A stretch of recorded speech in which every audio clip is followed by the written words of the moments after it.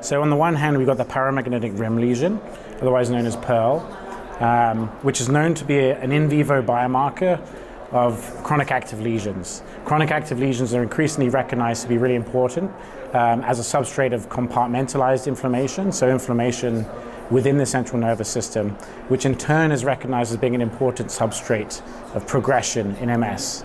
So MS progression is a focus of global research at the moment and really a priority. How can we measure it? How can we prevent it with novel treatments? On the other hand, our lab is very interested in immune cell measures, specifically measurements in the blood and the cerebrospinal fluid, which respectively represent the peripheral immune compartment in the case of blood and the central immune compartment in the case of CSF, cerebrospinal fluid. So in line with the broad theme of this conference, making connections, for this work what we did is we looked at how paramagnetic rim lesion volumes associated with perturbances of the immune cells in the blood and the cerebrospinal fluid.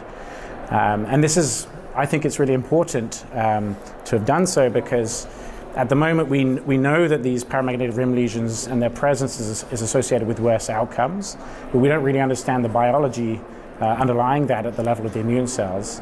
And this has potential, for instance, as a biomarker. In terms of patients moderated, so firstly, what we're trying to do with our data is really to get at the nub of heterogeneity in multiple sclerosis. We know that not all patients are the same. Two different patients can have very different trajectories, and we think part of that is to do with this compartmentalized inflammation, which can be measured with the paramagnetic rim lesions, the PEARLs. And another part of that heterogeneity can be borne out at the level of the immune cells. So in terms of the utility of characterizing this heterogeneity, understanding that immune cells in the CSF compartment, or the CNS compartment in particular, are useful, I think for the first time we're getting, well, not for the first time, but we're getting a sense of compartmentalized information, who are the key players, and also potentially, if we can identify biomarkers of that, maybe then when we can measure it, we can predict it, maybe this is a fate we can alter and we can change. So I think clearly personalized therapies is the end goal.